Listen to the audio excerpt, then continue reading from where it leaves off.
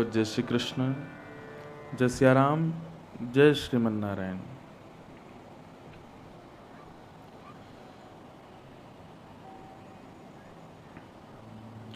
भगवान की अनंत अनुकंपा से, श्री नर्मदा मैया की परम कृपा से हम आप सब लोग वैदिक वांग्मय के सर्वोच्च सद्ग्रंथ श्रीमद् भागवत के सप्ताह भक्ति अनुष्ठान में अवगाहन कर रहे हैं। ये हमारा परम सौभाग्य है। श्री नर्मदा मैया सिद्धिदायिनी, शिवदायिनी, भगवत कृपा प्रदायिनी हैं। उनके तट पर अविराजित होकर के इस भक्ति अनुष्ठान को सुसंपन्न करके हम आप सब लोग निश्चित ही अपने जीवन में एक ना एक बार तो देवादिदेव महादेव का दर्शन लाभ प्राप्त कर ही पाएंगे, क्योंकि यही कामना है श्री नर्मदा जी से कि संपूर्ण जीवन में कभी तो श्री ठाकुर जी का मंगलमय दर्शन हो। हे नर्मदा मैया, इस सिद्धि को हमारी पूर्ण करना।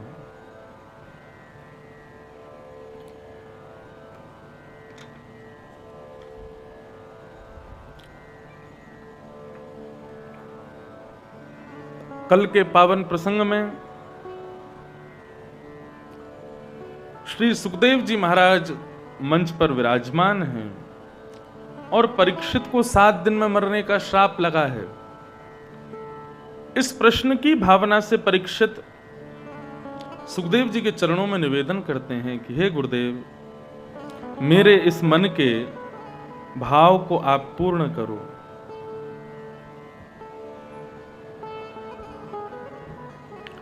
अतः पृच्छामि संसिद्धिं योगिनां परमं गुरुं पुरुषस्येह यत्कार्यं म्रियमाणस्य सर्वथा।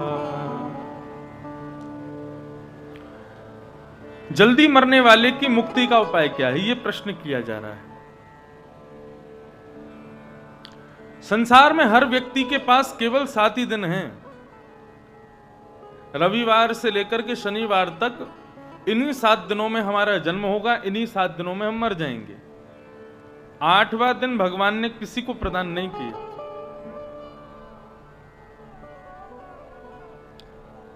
सबको प्रभु ने केवल 7 ही दिन प्रदान किए हैं। जो कुछ भी करना है, जो कुछ भी होगा, इन्हीं 7 दिनों के अंतर्गत होगा। श्रीमद् भागवत की कथा भी 7 ही दिन की होती है। भुवन भी 7 ही हैं, सब 7 हैं। इन सप्ताह कथा को श्रवण करके हम अपने प्रत्येक दिन को मंगल बनाते हैं। सोमवार की कथा सुनते हैं, मंगलवार की कथा सुनते हैं, बुधवार की कथा सुनते हैं। जो भी दिन की हम कथा सुनते हैं, उस दिन की कथा सुनने से पूर्व में जितने भी हमारे मंगलवार, बुधवार, सोमवार जो भी हमने कथा सुनी, जिस भी दिन, उस दिन के भाव से उसके संपूर्ण पाप नष्ट होते हैं। ऐसा भागवत का विधान है। भागवत भी एक सरिता है, एक गंगा है, एक नर्मदा है।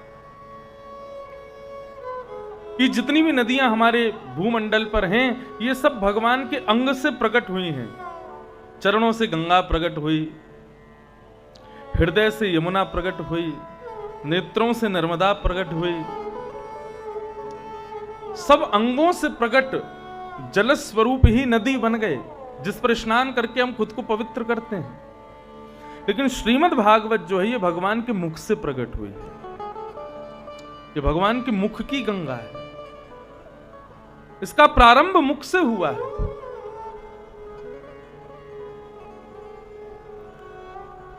चरणों से निकली गंगा में, अंग से प्रकट हुई नर्मदा में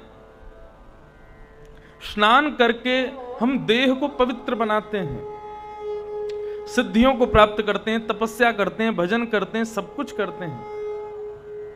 लेकिन मन के भीतर कई मैल ऐसे हैं जो नर्मदा के तट पर रह करके भी, गंगा के तट पर रह करके भी हम उसको पवित्र नहीं कर पाते। उसके लिए तो ये ज्ञान यज्ञ जीवन में आना बहुत जरूरी है। ये मुख की गंगा, इसमें अवगाहन करना बहुत जरूरी है। मन के कितने विकार ऐसे होते हैं जो किसी ज्ञानी पुरुष के द्वारा बताने पर ही नष्ट होता है।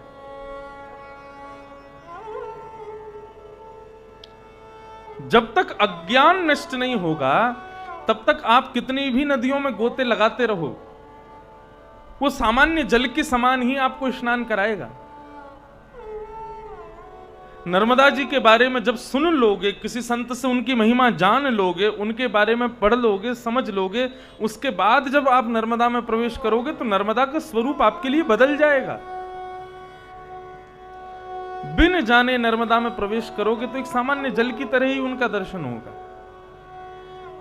इसलिए जानना बहुत जरूरी है। ज्ञान जीवन में, भगवान कहते हैं ऋते ज्ञानान न मुक्ति, बिना ज्ञान के मानव को मुक्ति की प्राप्ति नहीं हो सकती। इसलिए ज्ञान जीवन में होना बहुत जरूरी है। और मैंने पहले भी कहा, आज भी कहूं, ज्ञान किसे कहते हैं? विवेक युक्त होना ही ज्ञान है।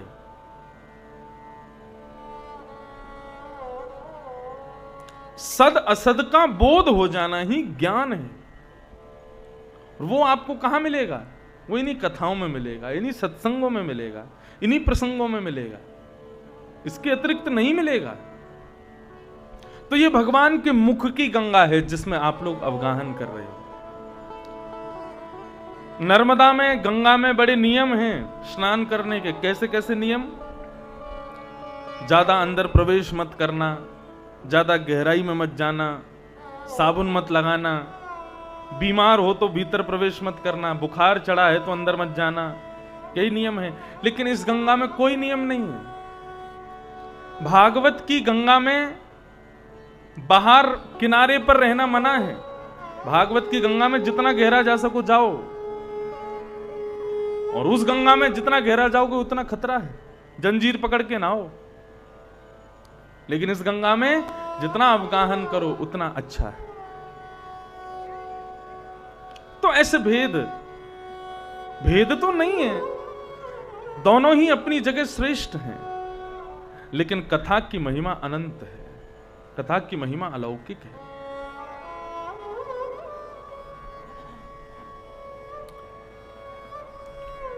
परीक्षित जी महाराज कहते हैं कि मुझे मृत्यु 7 दिन में होने वाली है, मेरी मुक्ति का उपाय बताओ। सुखदेव जी कहते हैं, राजन तुम जो प्रश्न कर रहे हो ना, ये अपने लिए नहीं कर रहे हो, क्योंकि तुम वो बालक हो जिसके गर्भ में प्रवेश करके भगवान ने रक्षा की है। बंधुओं बहुत ध्यान से सुनिएगा। परीक्षित अपनी मां के गर्भ में थे, तब भगवान ने प्रवेश करके इनकी रक्षा की। तो आज सुखदेव जी महाराज इनसे कह रहे हैं, बोले परीक्षित, भगवान ने तुम्हारी मां के गर्भ में प्रवेश करके तुम्हारी ब्रह्मास्त्र से रक्षा की। उस ब्रह्मास्त्र से रक्षा केवल तुम्हारी इसलिए की कि एक दिन तुम मुक्ति मांगो।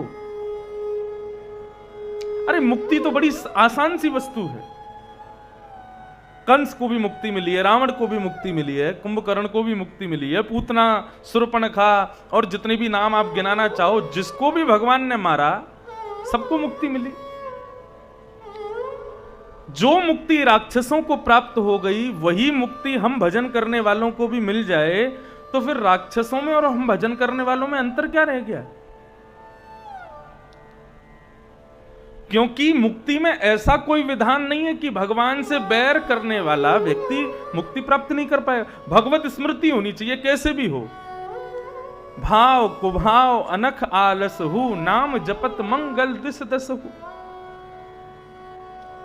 कैसे भी नाम जपे, भगवत नाम जपना चाहिए, चाहे वो बैर से जपे, चाहे वो मन से जपे, चाहे वो बिना मन से जपे, नाम होना चाहिए। तो जो मुक्ति राक्षसों को मिली, वही मुक्ति यदि हम भक्तों को मिल गई, तो फिर हम में और राक्षसों में अंतर क्या है? सुखदेव जी महाराज कहने लगे, परीक्षित जी आप क्या कहना चाहते हैं, विस्तार से कहो। तब परीक्षित जी महाराज कहते हैं, बोले सुखदेव, मैं तो ये कहना चाहता हूं, तुम मुक्ति मत मांगो, तुम्हारे जीवन के 7 दिन बचे हैं। अरे मुक्ति तो इतनी आसान है कि 7वां दिन होता और 7वें दिन में तुम्हारे प्राण निकल रहे होते, उस समय भी यदि मैं आ जाता ना तो भी तुमको मुक्ति मिल जाती। क्यों? मुक्ति इतनी सरल है। जन्म लाभ परः पुंसाम अन्ते नारायण स्मृति। अंत में भगवत स्मरण करने मात्र से मुक्ति प्राप्त हो जाएगी।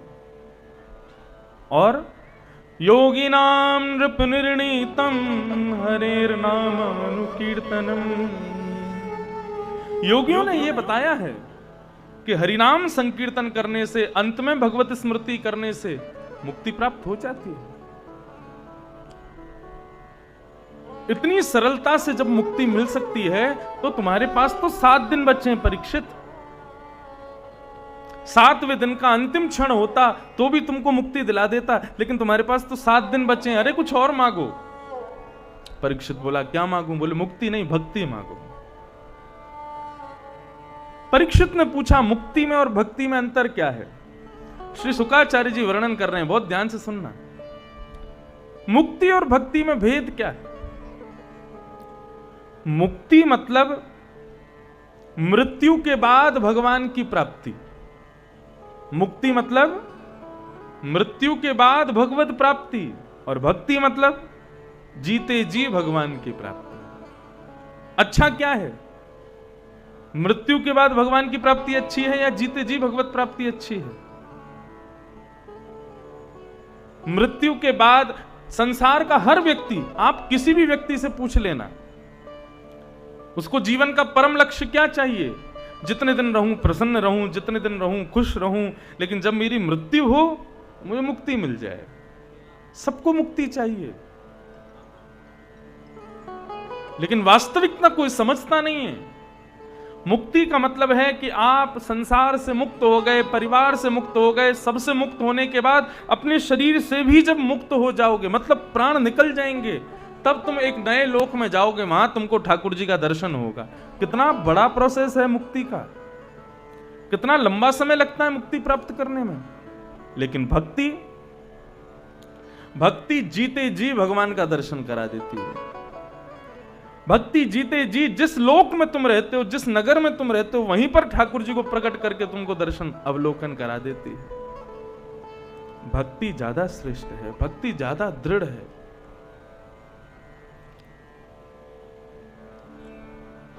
यही अंतर है मुक्ति और भक्ति में। इसलिए बंधुओं, ये श्रीमद् भागवत की जो कथा यहां चल रही है ना, ये मुक्ति प्राप्ति का साधन नहीं है। धर्म, अर्थ, काम और मोक्ष, इसको कहते हैं चतुर्विध पुरुषार्थ। धर्म, अर्थ, काम, मोक्ष, ये आपको कहीं भी मिल जाएंगे। कथा में, भागवत की कथा में ना तो धर्म मिलेगा, ना अर्थ मिलेगा, ना कामनाओं की पूर्ति मिलेगी, ना मोक्ष मिलेगा। यहां तो केवल और केवल भक्ति मिलेगी। भक्ति का मतलब क्या है? साक्षात ठाकुर जी मिल जाएंगे, भगवान आपके हो जाएंगे। यही है भक्ति का मतलब।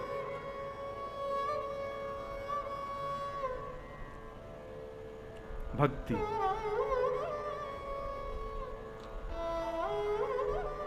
श्री सुखदेव जी महाराज कह रहे हैं, परीक्षित तुम भक्ति मांगो, मैं तुम्हें भक्ति देना चाहता हूं। भक्ति क्या है बंधुओं? बहुत ध्यान से सुनना।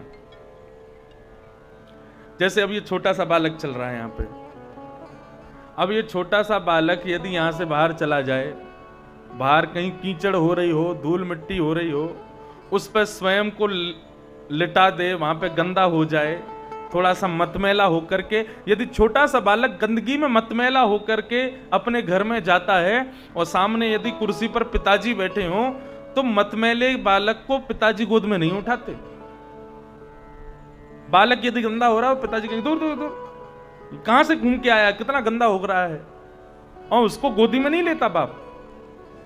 लेकिन रसोई घर में रोटी बना रही मैया जब खिड़की से देखती है कि मेरा लाला आया है, उसके पूरे धूल मिट्टी लग रही है, गंदा हो गया, तो रोटी को छोड़ती है, गैस बंद करती है, दौड़ के जाती है, उस बालक को गोदी में उठाती है, फिर उसको बाथरूम में ले जाती है, वहां जाकर के उसको नहलाती है, धुलाती है, उसकी जितनी गंदगी सब साफ करती है, और सबको साफ करने के बाद में बढ़िया उसको तैयार करती है, नए कपड़े पहनाती है, उसके बाल काटती है, पाउडर लगा देती है, सुंदर सा बन जाता है, काला काजल लगा देती है। जैसे ही बालक सुंदर बनता है और माँ उसको लेकर के बाहर आती है, तो सजे धजे सुंदर बालक को देख करके पिता कहता है, मेरा बेटा आजा, मेरा बेटा मेरी गोद में आजा। और पिता उसको गोद में ले लेता है।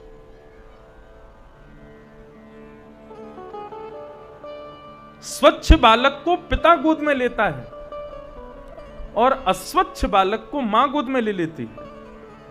बस यही अंतर है। वो मां कौन है? मां है भक्ति और पिता है परमात्मा।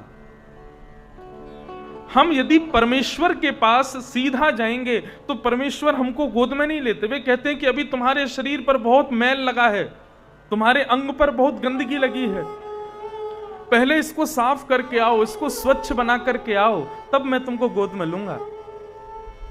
ठाकुर जी जब हमें लेने से मना कर देते हैं तो हम कथा में आते हैं। कथा में भक्ति महारानी हमको स्वच्छ करती है, निर्मल बनाती है, साफ सुथरा करती है। जैसे ही हम स्वच्छ हो जाते हैं, पवित्र हो जाते हैं, साफ सुथरे हो जाते हैं और कथा सुनने के बाद जब ठाकुर जी का दर्शन करने जाते हैं तो मानो मंदिर में बैठे ठाकुर जी पिता के भाव से दोनों भुजा उठा के कहते हैं, अरे मेरा बेटा आ गया, मेरा स्वच्छ बालक आ गया। भक्ति भगवान की गोद में बैठने के योग्य बनाती है मानव को। भगवान ने कंस को, रावण को मुक्ति दे दी होगी, लेकिन कंस रावण को कभी गोदी में नहीं बैठाते होंगे। रावण को और कंस को भगवान ने अपने वैकुंठ में स्थान दे दिया होगा, लेकिन उससे इतना प्रेम नहीं करते होंगे। प्रेम तो ठाकुर जी अपने भक्तों से करते हैं। कर्माबाई, कर्माबाई की सबने कथा सुनी। पिताजी महाराज उनके चले गए तीर्थ यात्रा पर और बेटी को समझा के, बेटी रोज खिचड़ी बनानी है और खिचड़ी बना के ठाकुर जी का भोग लगाना है। कर्माबाई क्या जाने कि शुद्धता पवित्रता रखनी है, बिल्कुल शुद्ध होकर के भोग लगाना है। जैसे भाव में है, जैसे रूप में है, उसी रूप में ठाकुर जी की सेवा करती है। ठाकुर जी के लिए खिचड़ी बनाती है, ठाकुर जी के सामने रख देती है। और कभी कभी यदि कर्माबाई की खिचड़ी जलने लग जाती है तो वो जिस दांतुन से दांत मांजती है उसी से ही खिचड़ी चला भी देती है। वो इतना भी ध्यान नहीं देती कि मेरी वस्तु में ऐसे अपनी झूठी वस्तु कैसे डाल दूं ठाकुर जी के प्रसाद में। इतनी सहज, इतनी सरल कर्माबाई जब प्रसाद बनाती है, ठाकुर जी के सन्मुख रखती है, कन्हैया आओ ना, पाओ ना। उस कर्माबाई की ऐसी खिचड़ी को खाने के लिए जगन्नाथपुरी से दौड़े चले आते हैं ठाकुर जी। क्यों? क्योंकि कर्माबाई के पास में सहज भक्ति है, सरल भक्ति है और वही ठाकुर जी को प्रिय है। भक्त के लिए खड़े हैं। पुंडलीक नाम का भक्त था, अपने माता पिता की बिल्कुल सेवा नहीं करता था। बहुत ध्यान से सुनिएगा सब लोग, और ये कथाएं जाकर के अपने बच्चों को सुनाइएगा, क्योंकि आजकल विडंबना ऐसी, लोग कथा में आते हैं बच्चों को नहीं लाते। नहीं लाए हो तो जाके बच्चों को सुनाना। लेकिन हमको इस बात पर विचार करना चाहिए, हम आज कथाओं से, सत्संगों से बच्चों को दूर रखेंगे तो आने वाले 50 साल बाद मंदिरों में कौन जाएगा, ठाकुर जी के दर्शन कौन करेगा। इसलिए बच्चों को कथा में लाओ। पढ़ाई की वजह से नहीं लाते, किसी और कारण से नहीं लाते, तो फिर कथा सुनकर के जाओ और बच्चों को बैठा के फिर सुनाओ। तो इसलिए ध्यान पूर्वक सुना करो कथा। कोई अच्छी बात मिले तो अपने बच्चों को सुनाओ। तो एक भगवान का भक्त था, उसका नाम था पुंडलीक। वो बिल्कुल सेवा नहीं करता था माता पिता की। एक बार उसके माता पिता ने पुंडलीक से कहा कि पुंडलीक, हम बनारस जाना चाहते हैं, काशी जाना चाहते हैं, हमारी कोई व्यवस्था कर दो। पुंडलीक बोला, भगवान ने 2 पैर दिए, चल के चले जाओ, अब इसमें क्या व्यवस्था करूं मैं। और पंढरपुर महाराष्ट्र से काशी पैदल चल के जाना मतलब महीनों तक चलते रहो। माता पिता बेचारे एक बार बोले, पुंडलीक ने नहीं मानी बात, तो माता पिता बोले ठीक है बेटा, हम पैदल चले जाएंगे। दोनों माता पिता पैदल जाने लगे काशी की ओर।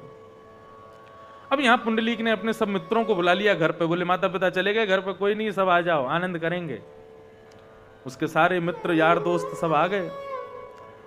मित्रों ने रात रात में मन बनाया, पुंडलीक बहुत दिन हो गए कहीं गांव से बाहर गए नहीं घूमने, कहीं घूमने चलते हैं। बोले हमारे एक मित्र ने नया रथ खरीदा है अभी अभी, नए घोड़े हैं, नया रथ है, चलो कहीं घूमने चलते हैं। कहां घूमने चले? तो पुंडलीक ने मन बनाया, बोले कि काशी घूमने चलें। बोले ठीक है। अपने मित्रों के साथ गाड़ी में उसमें रथ में बैठ करके पुंडलीक काशी जा रहा है। माता पिता ने कहा था हमारी व्यवस्था कर दो, तो उनके लिए तो कोई व्यवस्था नहीं की, लेकिन स्वयं घूमने जा रहा है तो रथ में बैठ करके जा रहा है। एक मार्ग में बीच में कहीं पर माता पिता चलते हुए पुंडलीक को दिखाई भी दिए। उसको दिखा कि मेरे माता पिता जा रहे हैं, लेकिन पुंडलीक ने अपनी नजर फिर ली, कहीं इनको देख लिया, इन्होंने मुझे देख लिया तो कहेंगे रोक ले बेटा, हमें भी बैठा ले। ऐसा पुंडलीक, माता पिता के प्रति कोई श्रद्धा नहीं। रात्रि का समय हुआ, प्रयाग के आसपास जब पुंडलीक का रथ पहुंचा तो सब दोस्तों ने मन बनाया कि पुंडलीक कहीं रुक जाते हैं रात में। ठीक है। एक आश्रम दिखा, उस आश्रम में पुंडलीक अपने मित्रों के साथ रुक गया। रात्रि को सोने के बाद अर्धरात्रि का समय हुआ था, सुबह सुबह होने ही वाली थी कि पुंडलीक को बहुत तेज प्यास लगने लगी। उसकी नींद खुली तो आंख खोल करके बाहर गया, बाहर जाकर के जल आदि की खोज करने लगा। तभी उसने देखा कि आश्रम के बरामदे में, आश्रम के चौक में 3 माताएं झाड़ू लगा रही हैं। उनका रूप ज्यादा सुंदर नहीं था, काली काली माताएं, और वहां आश्रम में झाड़ू लगा रही थी। और झाड़ू लगाते लगाते लगाते जैसे जैसे झाड़ू लगाती और जो धूल उड़ती, तो धूल उड़ करके जब शांत होती तो वो पुंडलीक देखता है कि वो माताएं जो अति कुरूपणी थी, काली काली सी थी, देखने का जिनको मन नहीं कर रहा था, वो बड़ी सुंदर हो गई। उनका रूप बहुत निखर गया, अत्यंत सुंदरी बन गई वो तीनों। और तीनों झाड़ू लगा करके अपनी झाड़ुओं को एक कोने में कहीं रखती हैं और वहां से जाने लगती हैं। तो पुंडलीक दौड़ा दौड़ा गया, बोले रुकिए रुकिए, मैंने आपको, जब आप झाड़ू लगा रही थी तब मैंने आपको देखा था, आप इतनी सुंदर नहीं थी तब, लेकिन झाड़ू लगाते लगाते आपके रूप में इतने निखार आ गया, इतना तेज प्रकट हो गया, इतनी सुंदर आप, ये मैंने क्या चमत्कार देखा, मुझे बताइए आप कौन हैं? तीनों ने अपना परिचय दिया। बोले ये गंगा है, मैं यमुना हूं, ये सरस्वती नर्मदा है, हम तीनों नदियां हैं। पुंडलीक बोला तो फिर आप यहां? बोले कि पूरे दिन लोग आते हैं और अपने पाप हम में धोके चले जाते हैं। पापी भी स्नान करता है, कामी, क्रोधी, लोभी, मोही सब हम में आकर के स्नान करते हैं, अपने समस्त पापों को हम में छोड़ जाते हैं, उनके पापों से हम मैली हो जाती हैं। तो हमने भगवान से पूछा कि इतने मैल को हम अपने ऊपर कैसे रखें, इतने पापों से हम कैसे जी सकती हैं? क्योंकि हमारे भीतर तो संत भी स्नान करते हैं, पापी स्नान करके गया अपने पाप छोड़ गया, किसी संत ने स्नान किया उसको पाप लग गया तो उस पर पाप चढ़ गया। तो ठाकुर जी ने हमको एक उपाय बताया। बोले हे गंगा, हे यमुना, हे नर्मदा, यदि तुमको अपने पापों से मुक्त होना है, संसार के पापों को तुम धोती हो, इन पापों से यदि मुक्त होना चाहती हो तो एक ही उपाय है। क्या? संत, गुरु और माता पिता। संत, गुरु, माता पिता, यदि इनकी चरण रज रोज माथे से लगाओगी तो तुम्हारे पाप नष्ट हो जाएंगे। तो हम तीनों नित्य ही आसपास के आश्रमों में रात में जाती हैं जब कोई देखता नहीं है, और वहां संतों की चरण रज को अपने हाथों से बुहारती हैं, झाड़ू लगाती हैं। तो झाड़ू लगाते समय संतों की चरण रज हमारे सिर पर लगती है, माता पिताओं की चरण रज हमारे सिर पर लगती है, गुरुजनों की चरण रज जब हमारे सिर पर लगती है तो हमारे पाप नष्ट हो जाते हैं, हम सुंदर हो जाती हैं, और फिर से हम नदी बन जाती हैं, फिर से लोग पाप धो के जाते हैं, हम अगले दिन फिर से किसी आश्रम में जाके सेवा करती हैं। पुंडलीक स्तब्ध हो गया। बोले क्या माता पिता के चरणों में, गुरुजनों के चरणों में इतना बल है कि वो हमारे हर प्रकार के पाप को दूर कर सकते हैं? उन्होंने कहा हाँ, माता पिता, गुरुजनों, इनके श्री चरणों में साक्षात पाप भंजन विराजमान होता है। इसलिए इनको नित्य प्रणाम करना चाहिए, इनकी नित्य सेवा करनी चाहिए। पुंडलीक का मन ऐसा परिवर्तित हुआ, जो रथ खड़ा था दोस्तों का, उस पर पुंडलीक बैठा, लेकर के गया। बीच मार्ग में जहां माता पिता रात्रि में एक वृक्ष के पीछे सोए थे, उनके चरणों में जाकर के रोने लगा। बोले मुझे क्षमा कर दो मां, मुझे क्षमा कर दो पिताजी, मैंने आपके रूप को, आपके मूल्य को नहीं समझा, मुझे आज पता चला। मैं वचन देता हूं आज के बाद आपके चरणों के सेवा के अलावा, आपकी सेवा के अलावा मेरे जीवन में और दूसरा कोई काम नहीं रहेगा, केवल आपकी सेवा करूंगा। माता पिता को काशी में स्नान करा के पुंडलीक वापस लेकर के आए, और वो दिन था कि पुंडलीक एक क्षण के लिए भी अपने माता पिता को नहीं छोड़ते थे, उनकी सेवा। और कैसी सेवा? 4 प्रकार की संतान होती हैं, 4 प्रकार के बालक होते हैं। कैसे कैसे बालक होते हैं? उत्तम चिंतितं कुर्यात् प्रोतत्कारी तु मध्यम अधमो श्रद्धया कुर्यात् अकर्तो चरितं पितुः। उत्तम बालक कौन है? उत्तम संतान कौन है? जो अपने माता पिता के मुख को देख करके समझ जाए कि माता पिता क्या चाहते हैं, वो उत्तम बालक। माता पिता को आज्ञा करने की जरूरत नहीं है, उनके चेहरे के आव भाव को देख करके जो बालक समझ जाए कि माता पिता क्या कहना चाहते हैं, वो उत्तम बालक। मध्यम बालक कौन है? जो माता पिता की आज्ञा की इंतजार करता है कि ये कहें तो करूंगा। जो बिना आज्ञा के कार्य को पूर्ण कर दे, वो उत्तम बालक। जो आज्ञा मान करके कार्य को करे, वो मध्यम बालक। और अधम कौन? अश्रद्धया कुर्यात्, माता पिता की आज्ञा होने के बाद भी उस कार्य के प्रति अश्रद्धा रखता हो।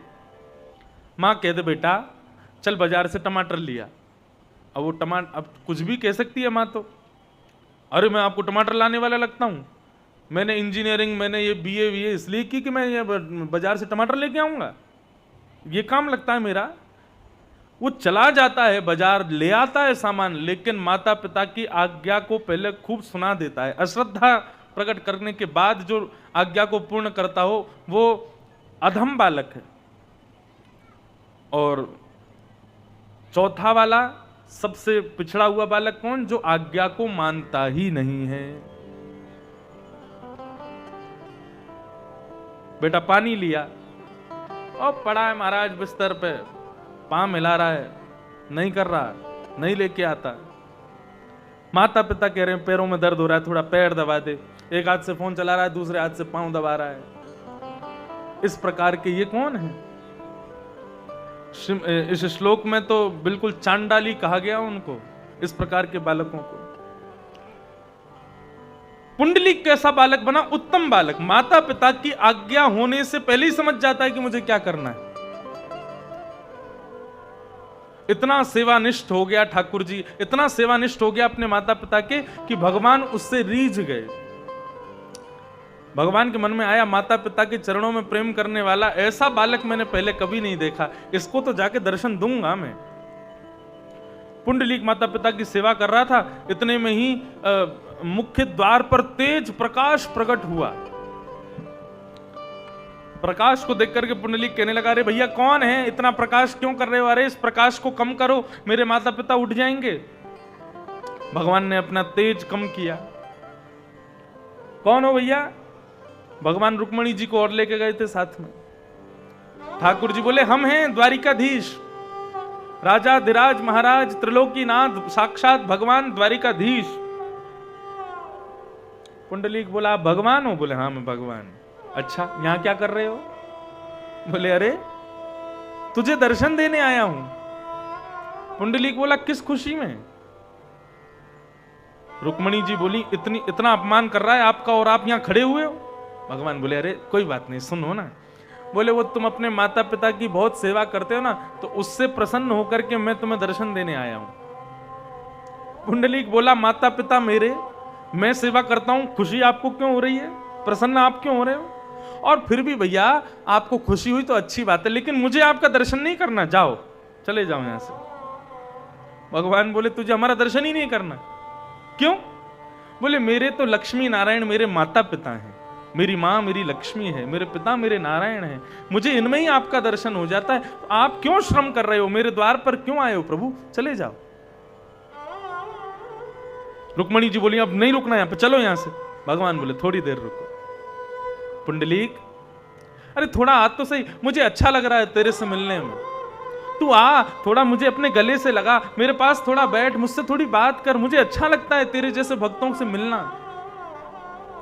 पुंडलीक बोलो क्षमा करना महाराज, अभी तो मेरे माता पिता की सेवा कर रहा हूं, पैर दबा रहा हूं, अभी कैसे आ जाऊं मैं, अभी नहीं आ पाऊंगा। और यदि आपको मुझसे मिलना है ना 2 घंटा इंतजार करो, अभी 2 घंटे माता पिता की सेवा करूंगा, फिर इनके लिए प्रसादी बनाऊंगा, फिर इनको भोग लगाऊंगा, इनको भोजन करा के फिर स्वयं पाऊंगा, फिर बचा हुआ आपको भी खिलाऊंगा, तब आपके पास आऊंगा। भगवान के नेत्र सजल हो गए। इतना मातृ पितृ प्रेमी, इतना माता पिता का प्रेमी। गुस्से में भर गई लक्ष्मी। लक्ष्मी कहने लगी अरे तू भगवान से मिलने नहीं आ रहा तो कम से कम कोई आसन तो दे दे, भगवान नंगे पांव खड़े तेरे द्वार पर। अरे जिनके लिए त्रिलोकी में बड़े बड़े देवता तरसते हैं, ऋषि महामुनि तपस्या करते हैं, जिनके दर्शन के लिए तेरे द्वार पर आए हैं और तू उनको आसन भी नहीं दे रहा है। पुंडलीक बोला मेरी गलती नहीं है, मैंने बुलाया तो नहीं था इनको, खुद ही आ गए अपने आप ही। अब आ गए हो तो इनकी हाजी हजूरी करो, इनके सब सेवा करो, अब आ गए हो तो वापस तो जाओगे नहीं। लो नीचे ईंट पड़ी थी, ईंट को खिसका दिया, लीजिए इसी को आसन समझ के इस पर बैठ जाओ, खड़े रहो, जो करना है करो। रुक्मणी जी रोकती रही लेकिन ठाकुर जी नहीं रुके और उस ईंट के ऊपर दोनों कमर पर हाथ रख के ठाकुर जी विट्ठल बनकर प्रकट हो गए। बोलो विट्ठल भगवान की, श्री पंडरीनाथ भगवान की जय। ऐसे स्वरूप में ठाकुर जी प्रकट हुए।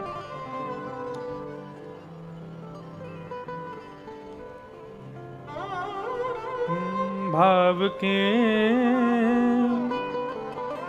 वश में है भगवान, भाव के वश में है भगवान, भाव नहीं तो हर मंदिर में, भाव नहीं तो हर मंदिर में, दीखत बस पाषाण, भाव होए तो चित देखूं तित, प्रगट होए घनश्याम, भाव के वश में है भगवान। भाव ठाकुर जी को प्रिय है, वो भाव ठाकुर जी को प्रस्तुत करो। और ये भाव कहां, भाव को जन्म कौन देगा? भाव को जन्म भक्ति देती है और भक्ति को जन्म कथा देती है। इसलिए परीक्षित तुम मुक्ति मत मांगो, तुम भक्ति मांगो, ताकि इस भक्ति के बल से तुमको ठाकुर जी की प्राप्ति हो। परीक्षित ने चरणों में प्रणाम करते हुए कहा महाराज मुझे अब मुक्ति नहीं चाहिए, मेरे जीवन के 7 दिन बचे हैं, मुझे मुक्ति नहीं चाहिए, अब मुझे भक्ति प्रदान करो। भक्ति क्या है मुझे बतलाओ।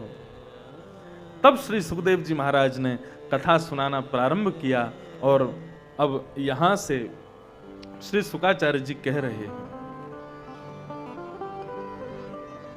नारद जी महाराज ब्रह्मा जी से पूछते हैं कि ब्रह्मा जी आप भगवान हो, पूरी सृष्टि को बनाते हो, लेकिन आप ब्रह्मा होते हुए भी नित्य नेत्र बंद करके ध्यान लगाते हो, किसका ध्यान करते हो? आप जब परमात्मा हो तो आपको ध्यान की क्या जरूरत है? ब्रह्मा जी बोले मैं परमात्मा नहीं हूं, मैं तो ब्रह्मा हूं, मैं देव हूं, मुझे काम मिला हुआ है भगवान का, वो करता हूं। परमात्मा तो नारायण है, मैं नित्य उनका ध्यान करता हूं। और ब्रह्मा जी ने सब कुछ बताया, किस प्रकार भगवान की नाभि से मैं प्रकट हुआ। उन्होंने चतुश्लोकी भागवत देख करके कहा जाओ जाकर के सृष्टि करो और इस सृष्टि के कार्य में मैं लगा हूं। ये सब भाव बताए गए। यही चतुश्लोकी भागवत जो भगवान ने मुझको दी मैं तुमको देता हूं नारद, लेकिन एक शर्त पर दूंगा, तुम्हें तद विपुली कुरु, तुम इसका विस्तारीकरण करना। जाओ। पिता को और गुरु को चाहिए, बहुत ध्यान से सुनना, पिता को और गुरु को चाहिए कि अपनी संपत्ति अपने पुत्र को ना दे, में सत्पात्र को दे। में जब तक पुत्र पात्र ना बने तब तक संपत्ति प्रदान मत करना। पुत्र यदि कुपुत्र है तो आपके द्वारा कमाई गई मेहनत की कमाई को नष्ट कर देगा। इसलिए हर पिता को चाहिए, हर गुरु को चाहिए कि पहले अपने पुत्र को, अपने शिष्य को सत्पात्र बनावे, और जब वो सत्पात्र बन जाए तब उसको संपत्ति प्रदान करे। एक महात्मा अपने आश्रम से अब उनकी उम्र हो गई थी, जाने की उम्र हुई थी, तो महात्मा ने घोषणा की कि भैया मैं अपने आश्रम का उत्तराधिकारी घोषित करना चाहता हूं। तो 2 नाम सब शिष्यों ने लिखे, बोले महाराज जी ये 2 लोग आपके उत्तराधिकारी बनने योग्य हैं, इनमें से किसी एक को बनाना। गुरुजी बोले किसको बनाऊं? तो गुरुजी ने दोनों की परीक्षा ली। गुरुजी ने एक एक मुट्ठी चावल चने दोनों को दे दिए और कहा कि 1 साल बाद जो ये चने मुझे लौटाएगा मैं उसको अपने गद्दी का राजा उत्तराधिकारी बनाऊंगा। जाओ 1 साल बाद आना अपने इन चनों को लेकर के, जो मुझे वापस कर देगा ये चने 1 साल बाद मैं उसको यहां का उत्तराधिकारी बनाऊंगा।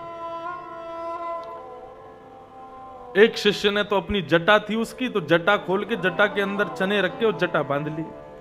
वो 1 साल तक जटा धोनी नहीं है, चने यहीं रखे रहेंगे, 1 साल बाद जब गुरुजी मांगेंगे जटा खोल के चने दे दूंगा। और दूसरे शिष्य ने क्या किया, अपने घर जाकर के छोटे से बगीचे में उनको बो दिया। 1 साल बाद जब गुरुजी के पास जाने की तिथि लौट के आई तो पहले शिष्य ने जाकर के अपनी जटा खोल दी। लो गुरुजी आपने जो चने दिए थे ये रहे। अब वो तो सड़ गए थे, उनमें कीड़े पड़ गए, बदबू आने लगी।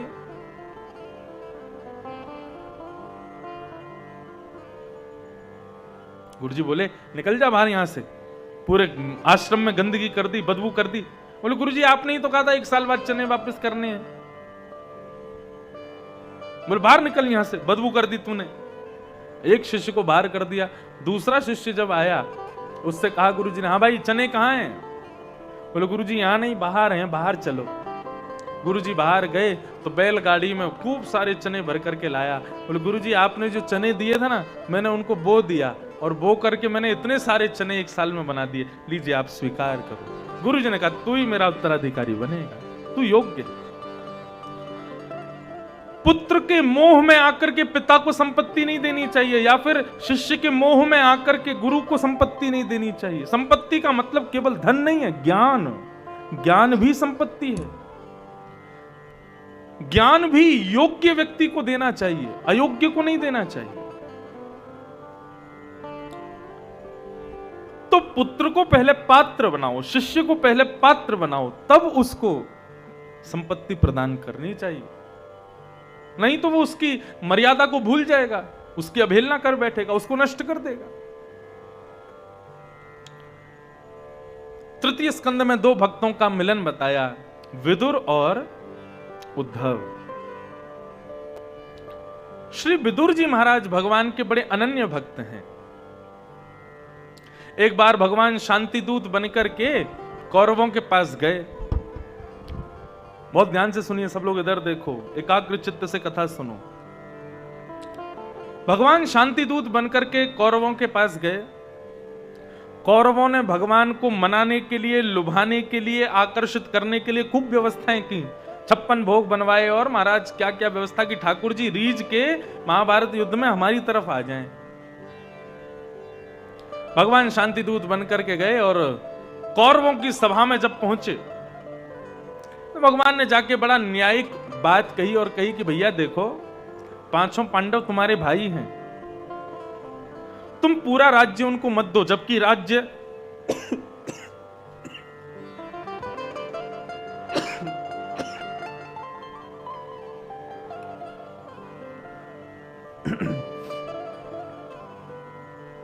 राज्य पांडु महाराज का है।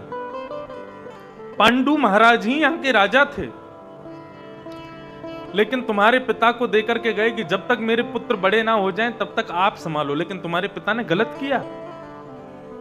पांडव बड़े हो गए तो उनको कुछ नहीं दिया और अपने पुत्रों को ही राजा बनाने में लगे। चलो जो कुछ भी हुआ, लेकिन अब न्याय होना चाहिए, और न्याय यह है कि पांचों पांडवों को 5 गांव दे दो। अरे वो पांचों अपना प्रेम से रह लेंगे, तुमसे पूरा देश नहीं चाहिए, 5 गांव दे दो। दुर्योधन कहने लगा, महाराज शरीर में यदि एक फोड़ा हो जाए और हम कहें एक ही तो है, अब इसको क्यों हटा मैं? देखते ही देखते बार बार उसका स्पर्श करेंगे, फिर कहीं और करेंगे, देखते देखते पूरे शरीर पर फोड़े हो जाएंगे। अगर 5 गांव मैंने दे दिए तो एक दिन पूरे भारत पर कब्जा कर लेंगे पांडव। सुच्चग्रैव न दास्यामि बिना युद्धे न केशव, सुई के नोक के बराबर जमीन भी बिना युद्ध के नहीं दूंगा। भगवान की बात का मान नहीं रखा। भगवान मुस्कुराने लगे, तो ठीक है फिर तैयार हो जाओ, असंख्य माताओं को विधवा करने के लिए, असंख्य बालकों को अनाथ करने के लिए तैयार हो जाओ। दुर्योधन बोला, ये क्या बोल रहे हैं आप? अरे युद्ध करने वाले हैं, किसी को विधवा या किसी को अनाथ बोले तो युद्ध में यही तो होगा। जितने लोग मारे जाएंगे उनकी पत्नियां विधवा होंगी, और जितने लोग मारे जाएंगे उनके बच्चे अनाथ होंगे, और तुमको यही करना है तो फिर यही करो। अब महाभारत युद्ध होगा। दुर्योधन बोला, अच्छा ठीक है, तो फिर अब बात यहीं खत्म करते हैं, कुछ भोजन प्रसाद हो जाए, आ जाओ प्रसाद पालें। भगवान बोले, नहीं मैं प्रसाद नहीं पाऊंगा। क्यों नहीं पाएंगे? आप द्वारिका से आ रहे हैं, भूख लगी होगी। भगवान बोले, नहीं मेरी प्रसादी तो विदुर जी के यहाँ है। विदुर जी वहीं बैठे थे। विदुर जी बोले, मेरे यहाँ प्रसादी कब है इनकी? मुझे बताया तो कुछ है नहीं इन्होंने। पहले से कहा तो था नहीं कि मेरे यहाँ भोजन करने आएंगे, और अब कह रहे हैं कि विदुर जी के यहाँ भोजन है। विदुर जी भगवान को देखने लगे, इशारा करने लगे, कब? मैंने कब बुलाया आपको? भगवान बोले, हाँ विदुर काका बहुत दिन से पीछे पड़े थे कि मेरे यहाँ भोजन करने आओ, आज इन्हीं के यहाँ भोजन है। विदुर जी दबे पांव भागे वहां से, बोले कि घर पे कोई व्यवस्था नहीं है और ये भोजन करने आ रहे हैं। विदुरानी वहां पर अभी नहाने के लिए जा रही थी। विदुर जी महाराज बोले, अरे विदुरानी, आज ठाकुर जी ने कैसा मान रखा मेरा। भरी सभा में बोले कि विदुर जी के यहां भोजन करने जाऊंगा। बड़े बड़े राजा महाराजा वहां देखते रह गए, 56 भोग की सोने की थालियां लगी रह गई, लेकिन ठाकुर जी ने कुछ नहीं पाया। बोले कि मैं विदुर जी के आऊंगा। अब देवी हमारे घर तो कुछ है नहीं, मैं बाजार जाके कुछ सामान ले आता हूं, तुम जल्दी से नहा धो के तैयार हो जाओ, ठाकुर जी आने वाले होंगे। ठाकुर जी आने वाले होंगे, जल्दी तैयार हो जाओ। अब तो विदुरानी घबराई। हम जिससे बहुत प्रेम करते हैं या जिसका बहुत आदर करते हैं, ऐसा व्यक्ति सामने आ जाए तो कई बार प्रेम की अवस्था ऐसी होती है, हम करते कुछ है, होता कुछ है, उठाते कुछ है, हाथ में आता कुछ और है। इतने आनंदित हो गई विदुरानी, नहाने के लिए गई तो जैसे ही स्नान करने लगी तभी दरवाजे पर खटखटाहट हुई, खोलो। और कौन थे? सामने द्वारिकाधीश खड़े। अब तो विदुरानी घबराई, बोले द्वारिकाधीश आ गए। जल्दी से वस्त्र आदि पहने और पहन करके जैसे मुख्य द्वार पर गई तो द्वार पर जाकर के देखा स्वर्ण मुकुट विराज रहा है, सुंदर सांवले सलोना मुखमंडल है, कानों में मकराकृत कुंडल पहने हैं, खूब सारी सेना पीछे खड़ी है और तेज आभा प्रभा के साथ द्वारिकाधीश उनके मुख्य द्वार पर खड़े। विदुरानी तो नाचने लगी वहीं पर, आज मेरे घर ठाकुर जी आए। अब देख रही है ठाकुर जी की ओर और घर में सब व्यवस्था कर रही है। भगवान बोले, कुछ बैठने को नहीं दोगी काकी जी? विदुरानी ने इतने में पाटा लाई, पाटा भी उल्टा बिछा दिया, बोले बैठ जाओ प्रभु। भगवान ने देखा पाटा उल्टा है, ठाकुर जी भी उल्टे पाटे पे ही बैठ गए। काकी जल्दी लाओ, भूख लगी है, कुछ खिलाओ। अरे विदुर जी अभी लेने गए हैं सामग्री, आ रहे होंगे, अब तब तक क्या करूं? तो कदली फल केला मिल गए, केला लेकर के आई और छील छील करके बोली, मैं अपने हाथ से पवाऊं? बोले हाँ पवाओ काकी, जल्दी पवाओ, भूख लगी है। केला छीलती जा रही है और केला दूर फेंकती जा रही है, छिलका ठाकुर जी के मुख में देती जा रही है और भगवान भी प्रेम से मुख खोल के पाते जा रहे हैं। बंधुओं, शाम को रासलीला होती है यहाँ पे। कल मैं रासलीला जब देख रहा था तो ठाकुर जी जब प्रकट हुए ना, सच में मेरे मन की इच्छा हुई कि मैं जल्दी से अपने कमरे में, कुछ मिठाइयाँ आई हैं, लोग आते हैं मिलने तो कुछ लाते हैं, मैंने कहा मिठाई मंगवाऊं और पर्दा लगा के ठाकुर जी को अपने हाथ से पवाऊं। इतने प्यारे ठाकुर जी लग रहे थे। करके देखना, आज और कल 2 दिन और है रासलीला। जो ठाकुर जी यहाँ विराजते हैं, अपने हाथ से उनको प्रसाद घर से बना, अब सब लोग ले आओगे तो कहीं खाएंगे, लेकिन जिसका बहुत भाव हो अपने घर से कुछ बना के लाओ। यहाँ जो ठाकुर जी मुकुट पहन लेते हैं तो पूर्ण ठाकुर जी हैं वो, उनको ठाकुर जी समझ के प्रणाम करो, अपने हाथ से कुछ पवाओ। अब तो महाराज विदुरानी अपने हाथ से पवा रही थी, ठाकुर जी प्रेम से, इतने में ही विदुर जी आ गए। विदुर जी बोले, अरे विदुरानी क्या कर रही हो? विदुरानी घबराई, क्या हो गया? अरे ठाकुर जी जैसे तैसे पहली बार घर आए और तुमने क्या किया? बोले मैंने क्या कर दिया? बोले उल्टे पाटे पर ठाकुर जी बैठे, फल खिला रही हो, छिलका खिला रही हो, फल दूर फेंक रही हो, ये सब क्या कर रही हो? ठाकुर जी बोले, काकी जी तुम चिंता मत करो, गलती आपकी ना है, आप भी इतने भाव से मुंह को छिलका खिला रही कि मुंह को छिलका भी मीठा ही लग रहे हो। या हमारे मैंने भी टोको ना, मैंने भी कछु कही ना, पहले हमें मटक के दिखा। तो नन्हे से गोपाल जी मटकने लग जाते हैं। त्रिभुवन नाथ नाचते हैं गोपियों के आगे, किस लिए? केवल प्रेम के वश। बंधु इस कथा से और कुछ नहीं मिलेगा, केवल भक्ति प्रेम प्राप्त होगा। अब ये आपके ऊपर निर्भर करता है कि आप उस प्रेम भक्ति से ठाकुर जी को रिझा पाते हो कि नहीं। हजारों लोग कथा में आते हैं, सबकी मति अलग अलग होती है। कोई सुधरने आता है, कोई अपने परिवार पर कृपा प्राप्ति के लिए आता है, कोई किसी भाव से आता है, कोई किसी भाव से। लेकिन भागवत की सुनने वाले का श्रेष्ठ भाव यही होना चाहिए, हम ठाकुर जी को कैसे प्राप्त करें। जीवन में हर उपलब्धि प्राप्त कर ली, लेकिन ठाकुर जी का दर्शन नहीं किया तो जन्म व्यर्थ हो जाएगा हमारा। इसलिए उसके लिए तत्पर रहो, अब उसके लिए लगो। अरे बहुत साल हो गए, सब जी लिए संसार के लिए, अब कथा सुन ली, अब के यहां इसके बाद से अब ठाकुर जी के लिए जीना है।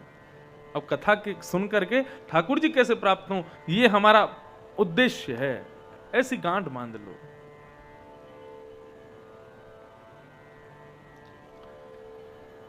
तो बंधुओं, विदुर जी महाराज ने ठाकुर जी को अपने यहां प्रसादी पवाई। विदुर जी बोले, ठाकुर जी आपका अनादर करने वाला कोई भी क्यों ना हो, हम उसका त्याग कर देंगे। इन कौरवों ने आपकी बात का मान नहीं किया, मैं अब कौरवों के पक्ष में नहीं रहूंगा। विदुर जी गए और अपने धनुष बाण कौरवों के यहां छोड़ करके, पहले तो कहा कि आप दुर्योधन को या तो समझा दो, लेकिन धृतराष्ट्र का पुत्रों के प्रति जो प्रेम है उससे कैसे निकलें। दुर्योधन को नहीं समझा सकते हैं, बल्कि दुर्योधन आकर के उल्टा सीधा बोलने लगा। विदुर जी महाराज ने धनुष बाण छोड़ दिए, बोले कि महाराज अब क्षमा करना, मैं जा रहा हूं, अब मैं आप लोगों की तरफ नहीं रहूंगा। दुर्योधन बोले, वो तो हमें पता था अब तुम पांडवों की तरफ जाओगे। विदुर बोले, आपका नमक खाया है, गद्दारी नहीं करूंगा, धनुष बाण छोड़ के जा रहा हूं, मैं युद्ध में ही नहीं रहूंगा। और श्री विदुर जी महाराज कौरवों के पक्ष को छोड़ करके अपनी पत्नी के साथ तीर्थ यात्रा पर चले गए। बंधुओं, रावण तब तक सुरक्षित था जब तक विभीषण थे उनके पास, और कौरव भी तब तक सुरक्षित थे जब तक विदुर जी थे उनके पास। एक परिवार, एक ग्रह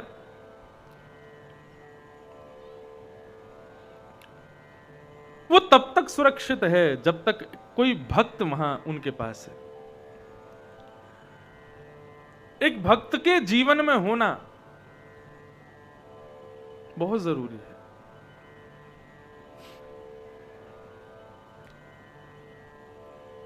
विदुर जी महाराज तीर्थ यात्रा करते हुए वृंदावन पहुंचे। वृंदावन में उनको उद्धव जी मिले, भगवान के सेनापति। उद्धव जी को देख करके विदुर जी ने पूछा कि उद्धव, द्वारिकाधीश कैसे हैं? उद्धव ने बताया, बोले विदुर, द्वारिकाधीश अपनी लीला पूरी करके स्वधाम चले गए, अब धरा धरती से वे अपनी लीला संवरण करके जा चुके हैं। ये बात सुनते ही विदुर जी महाराज रुदन करने लगे। और सोचने लगे, मैंने सोचा था मैं तीर्थ यात्रा करते हुए द्वारिका जाऊंगा, द्वारिकाधीश से मिलूंगा, लेकिन मेरा अभाग्य था कि मैं द्वारिकाधीश का एक बार दर्शन ना कर सका। वे अपनी लीला पूरी करके चले गए। उद्धव जी बोले, चिंता मत करो, तुम बहुत भाग्यशाली हो। ठाकुर जी जाते जाते तुम्हारा बहुत स्मरण कर रहे थे। उन्होंने भागवत धर्म सुनाया मुझको, उद्धव जी बता रहे हैं, और बार बार कह रहे थे, उद्धव मेरा विदुर होता तो कितना आनंद आता ना। विदुर जी महाराज कहने लगे, जो भागवत धर्म भगवान ने तुमको सुनाया, तुम कृपा करके मुझे सुना दो। उद्धव जी बोले, मुझे तो बद्रीनाथ जाने की आज्ञा है, लेकिन वहां मैत्री मुनि विद्यमान थे। उनसे ठाकुर जी ने कहा कि विदुर तुम्हारे पास आएगा, मेरा विदुर आपसे मिलेगा। हे मैत्री मुनि, उसको ये उपदेश सुना देना जो मैं तुमको सुना रहा हूं। आप मैत्री मुनि के आश्रम जाओ। विदुर जी महाराज मैत्री मुनि के आश्रम पहुंचे और मैत्री मुनि के यहां जाकर के उन्होंने सृष्टि के बारे में पूछा कि भगवान इस सृष्टि को क्यों बनाते हैं, कैसे बनाते हैं, क्या भाव है, मुझे सब बताओ। और यहां से विदुर मैत्रेय संवाद प्रारंभ होता है। हे विदुर जी, मैं आपको पहले संहार बता देता हूं, तो आपको सृष्टि बनती कैसे अपने आप पता चल जाएगा। तो बंधुओं, प्रलय कैसे आता है वो भाव बताया गया, बहुत ध्यान से सुनना। बोले, जब प्रलय आने वाला होगा उस समय स्थिति कैसी होगी। बोले, आकाश में एक नहीं 12 सूर्य एक साथ प्रकट हो जाएंगे। अब ये ज्यों-ज्यों गर्मी बढ़ रही है ना, ये ज्यों-ज्यों इतनी ज्यादा गर्मी हो रही है, ये क्यों हो रही है? सूरज बढ़ रहे हैं ऊपर। पहले एक होते थे, अब कम से कम 2 तो होंगे, तभी इतनी गर्मी हो रही है। जिस समय इन सूर्य में 12 सूर्यों के समान तेज आ जाएगा, मतलब भयंकर गर्म, तो क्या होगा? पृथ्वी से जल तत्व खत्म हो जाएगा। हमारे भैया जी, समर्थ सदगुरु भैया जी महाराज, वो जब भी उनके पास बैठो वो यही तो कहते हैं। बोले कि मानव पछताएगा एक दिन। वो जिस जल के मूल्य को आज नहीं समझ रहा ना, हम लोग नहीं समझ रहे हैं, लेकिन हां, मेरी उम्र के बालक जो भी यहां हैं या जो सुन रहे हैं लाइव, हम लोगों का बुढ़ापा बहुत भयंकर जाने वाला है। हम लोगों का जो वयोवृद्ध यहां बैठे हैं वे तो फिर भी बहुत कुछ सही देख करके जा रहे हैं, लेकिन आगामी 20-30 साल में बहुत बुरी स्थिति होने वाली। मतलब हम लोगों का, हम युवाओं का बुढ़ापा बहुत बुरा होगा। और जो बालक अभी जन्मे ही हैं उनके बुढ़ापे पे तो पूछो ही मत क्या होगा। प्रकृति नष्ट हो रही है।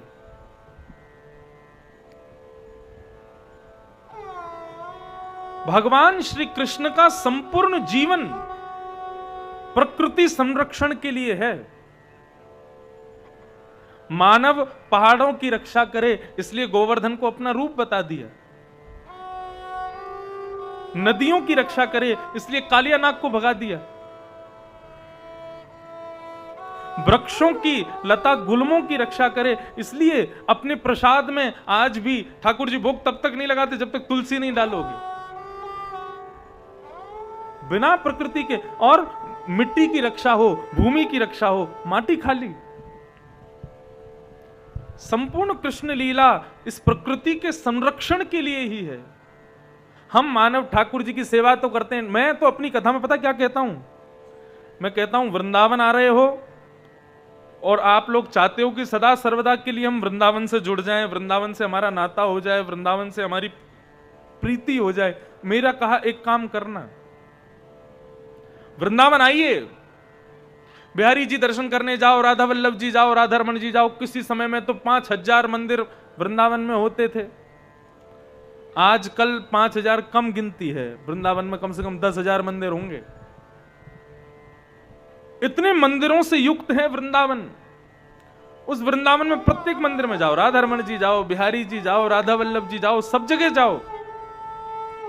मंदिर में जो तुम्हारा मन करे वो चढ़ाओ, 1000 चढ़ाओ, 2000 चढ़ाओ, 500 चढ़ाओ, जो इच्छा हो वो चढ़ाओ। लेकिन उससे बिहारी जी इतने खुश नहीं होंगे। खुश किससे होंगे? 500 रुपए के पौधे खरीद लाओ, 500 रुपए के कुछ बीज खरीद लाओ, और वृंदावन में जहां तुमको खाली दिखे या कोई श्रेष्ठ एक इलाका हो, वहां पर उस पौधे को लगा दो, और पौधे को लगा करके जब जब वृंदावन जाओ तब तब उसकी देखभाल करो, रोज उसमें जल पड़े, ऐसा कुछ विचार करो।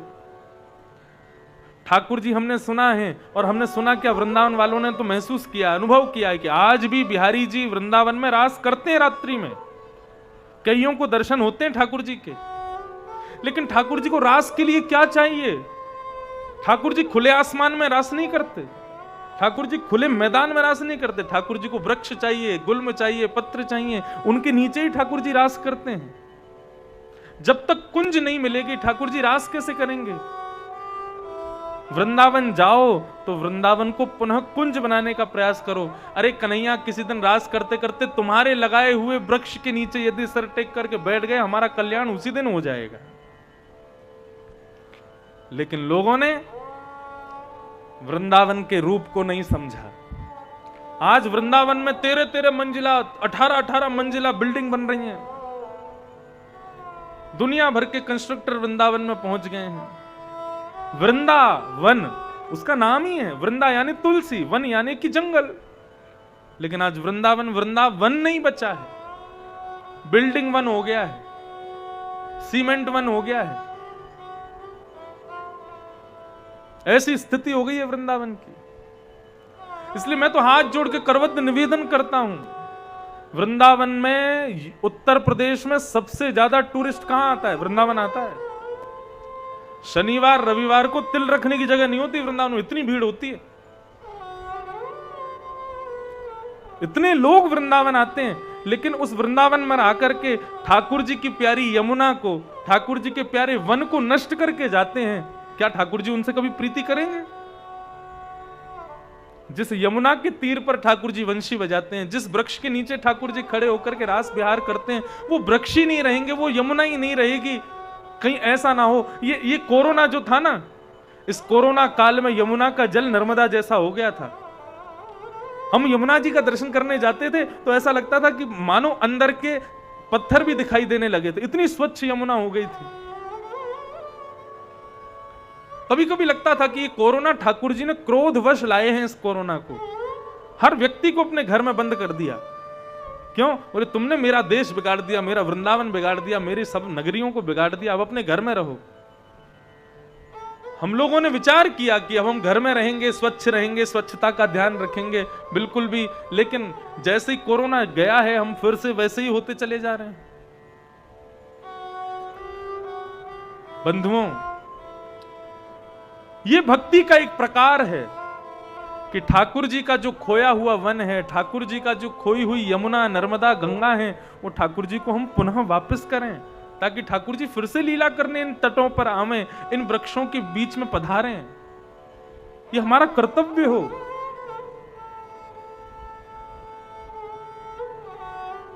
इसका निर्वहन करो।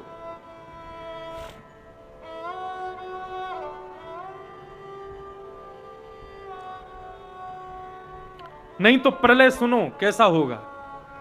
जो आज सूर्य 2 सूर्यों के समान तेजवान हो गया है, यही सूर्य 12 सूर्यों के समान तेजवान हो जाएगा। और पृथ्वी कैसी हो जाएगी? पृथ्वी का सारा जल उड़ जाएगा आकाश में। 100 साल तक सूर्य ऐसे ही रहेंगे, 12 सूर्यों के समान। लोग अपने घरों में बैठे रहेंगे और इंतजार करेंगे कब रात हो, क्योंकि एसी वेसी सब फूक जाएंगे, हमारे स्थितियां खराब हो जाएंगी। दुबई आदि देशों में गर्मियों के महीने में, अभी जून जुलाई मई के महीने में, जो दुबई आदि देशों में रहते हैं वो जानते हैं इस बात को कि जैसे आप गाड़ी में बैठे, आपने एसी चलाया और आप कहीं कुछ सामान लेने गए, तो वहां लोग क्या करते हैं, गाड़ी से उतरते हैं तो गाड़ी को बंद नहीं करते, एसी चालू रखते हैं। क्योंकि यदि बंद की, वहां इतनी गर्मी पड़ती है कि अंदर का सामान पिघलने लग जाता है। इतना इतना इतना टेम्परेचर हाई हो जाता है गाड़ी के अंदर कि बैठ ही नहीं सकते 1 घंटे तक आप। इसलिए वहां लोग गाड़ी बंद ही नहीं करते, दोपहर में चालू रखते हैं। एसी चलता रहेगा तो गाड़ी ठंडी तो भी रहेगी भीतर। ये सूर्य का इतना तेजोमय होना, ये प्रकृति नष्ट करने का प्रकोप है। यही सूर्य 12 सूर्यों के समान हो जाएंगे और 100 साल तक सूर्य ऐसे ही तेजोमय बनकर के रहेंगे। 100 साल तक बारिश नहीं होगी, सर्दी खत्म हो जाएगी, नष्ट हो जाएगी सर्दी। बर्फीले पहाड़ पिघल पिघल करके समुद्र बन जाएंगे और समुद्र उड़ करके बादल बन जाएंगे, लेकिन वर्षा नहीं होगी। 100 साल में पृथ्वी की स्थिति कैसी होगी? उपला होता है ना गोबर का कंडा, जैसे उसको जला दो तो लाल लाल हो जाता है, ऐसी पृथ्वी हो जाएगी। पृथ्वी पर रहने वाला प्रत्येक मानव जल करके राख हो जाएगा। 100 साल में ऐसे प्रलय आएगा। जो लोग बचेंगे उनको मारने के लिए क्या होगा? 100 साल बाद काले काली मेघमालाएं आकाश में आएंगी और 100 साल बाद बारिश होगी। कैसी बारिश होगी? एक बूंद हाथी के सूंड के समान इतनी मोटी मोटी बूंदें गिरेंगी आकाश से। जितना पानी उड़ करके आकाश में गया सारा पानी एक साथ गिरेगा पृथ्वी पर। क्या होगा? प्रलय आ जाएगा, समुद्र की तरह ऊंची ऊंची लहरें आएंगी और पूरी पृथ्वी को तहस नहस कर देंगी। पृथ्वी जैसे जलते हुए उपले में पानी डाल दो तो उपला बहने लगता है, ऐसी पृथ्वी बहने लग जाएगी। तब भगवान उबासी लेंगे, मुख खोलेंगे और पूरी पृथ्वी को अपने मुख में होकर के, पूरे ब्रह्मांड को अपने मुख में होकर के गर्भ में ले लेंगे। और गर्भ में लेने के बाद ठाकुर जी फिर शयन करेंगे, सो जाएंगे। ठाकुर जी का शयन होता है, लेकिन संपूर्ण ब्रह्मांड का प्रलय होता है, लेकिन वेदों का कभी प्रलय नहीं होता। वेद तब भगवान की स्तुति गाते हैं। जय जय जय जाम जित दोष ग्रभीत गुणा त्वमसि यदात्मना समवरुध्य समस्त। वेद स्तुति गाते हैं भगवान की, और उस स्तुति को सुनकर के ठाकुर जी पुनः बैठ जाते हैं और बैठ करके मन में विचार करते हैं, एको हम बहुश्याम, मैं एक हूं, बहुत होना चाहता हूं। अकेले मन नहीं लगता ठाकुर जी का। नाभि से कमल प्रकट होता है, उस पर ब्रह्मा प्रकट होते हैं। ब्रह्मा जी से भगवान कहते हैं, आदेश करते हैं, जाओ सृष्टि करो। चतुश्लोकी भागवत प्रदान करते हैं। तब ब्रह्मा सृष्टि करना शुरू करते हैं। सबसे पहले उद्भिद बनाते हैं, पेड़ पौधे जमीन फाड़ करके पैदा होने वाले जीवों को बनाते हैं। उसके बाद अंडज बनाते हैं, अंडे से पैदा होने वाले जीवों को बनाते हैं। तत्पश्चात स्वेदज, गंदगी से पैदा होने वाले जीवों को बनाते हैं। जरायुज, जरा में लिपट करके होने वाले जीवों को बनाते हैं। लेकिन ब्रह्मा के हृदय को शांति नहीं मिलती। तब ब्रह्मा चतुश्लोकी भागवत का निरंतर निरध्यासन करते हैं, जप करते हैं। तब उनको एक युक्ति पता चलती है और तब जाकर के वे एक मानव को बनाते हैं। सनक सनंदन सनातन सनत कुमार, प्रथम मानव का निर्माण होता है। ब्रह्मा जी कहते हैं, पुत्रों मैंने तुमको क्यों बनाया? बोले आपने हमको भजन करने के लिए बनाया। और भजन करने लगते हैं चारों। ब्रह्मा जी बोले केवल भजन नहीं करना बच्चों, कर्म भी करना है। 10 मानस पुत्र बनाए, उनमें सबसे छोटे नारद जी। नारद जी से पूछा ब्रह्मा जी ने, मैंने तुमको क्यों बनाया? नारद जी बोले भजन करने के लिए बनाया। बोले चुप, भजन भजन भजन, कर्म कौन करेगा? क्रोध में भर करके ब्रह्मा जी का ललाट नीला हुआ, उसका भेदन करके भगवान शिव प्रकट हो गए। बोलो देवादिदेव महादेव शंकर भगवान की। शिव प्रकट हुए। शंकर जी से ब्रह्मा जी ने पूछा, हमने आपको क्यों बनाया? शंकर जी बोले भजन करने के लिए। ब्रह्मा जी बोले भजन भजन भजन, कर्म कौन करेगा? ब्रह्मा शंकर जी बोले बता दो क्या करना है? बोले सृष्टि करो, जाओ इंसान बनाओ, पृथ्वी का निर्माण करो। शंकर जी बोले अभी जाता हूं पिताजी। शंकर जी आए, पृथ्वी पर आकर के सृष्टि करनी शुरू करी महाराज। भूत प्रेत पिशाचनी डाकनी साकनी बना दी शंकर जी ने। कोई मुखहीन विपुल मुख काहू, बिन पग चलही, ऐसी स्थिति हो गई। रावण वर्णन करता है, रावण लिखता है कि मेरे गुरुदेव शंकर जी ने सृष्टि कैसे की थी। यस्यास्ते ड्राट ड्राट डुट डुट ममलम टम टम टम टम टम डम शम डुडम शम डुहि डुहि चकितम भूपके भूपनालम तैलम तैलम तु तैलम कुकु कुकु कुकु ख्वांग कुख्वांग ख्वांग कुख्वांग ख्वांग ध्यायन्ते यस्य गान्ते वसति च सकलम पातुनो चंद्रचूड़। ऐसी सृष्टि की, ये जो विचित्र शब्द प्रकट हुए ना, ऐसे शब्दों को बोलने वाले जीवों को बनाया शंकर जी ने। ऐसी सृष्टि कर दी। ब्रह्मा जी बोले जाओ देख के आता हूं मेरा पुत्र कैसी सृष्टि कर रहा है। जैसे ब्रह्मा जी धरातल पर पधारे तो देखा महाराज भूत प्रेत पिशाच और सब जगह घूम रहे हैं, पूरी पृथ्वी को जला रहे हैं। शंकर जी से जाके कहा अलम प्रजा भी, अब मत करो, बस हो गया तुम्हारा। उत्तर में चले जाओ, जाकर के भजन करो, बस यही करो और कुछ मत करो। शंकर जी सब प्रेत भूतों को लेकर के उत्तर में चले गए और वहां जाकर के भगवान का ध्यान करने लगे, भजन करने लगे। नमः पार्वती पतये हर हर महादेव। ऐसी सृष्टि की शंकर जी ने।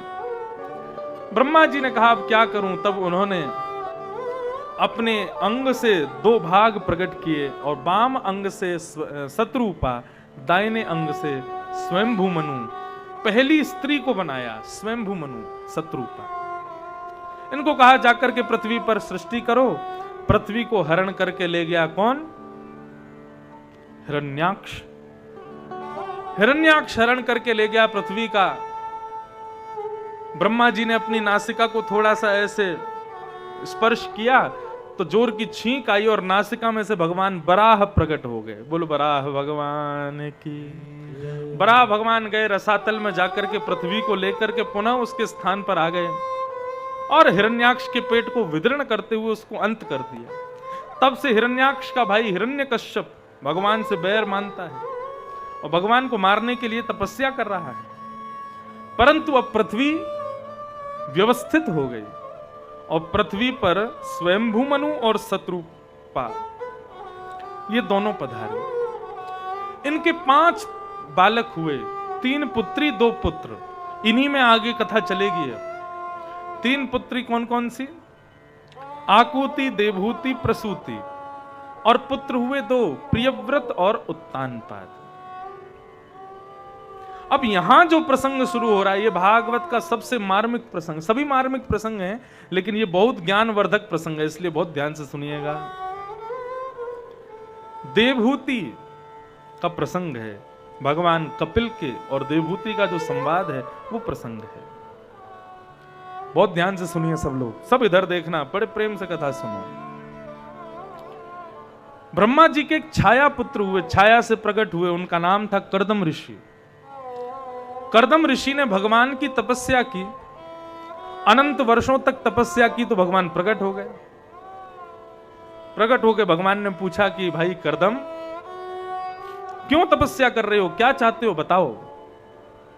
कर्दम ऋषि मांग रहे हैं हे प्रभु तथा सचाहं परिमूढुकाम समानशीला गृहमेदधेनुम्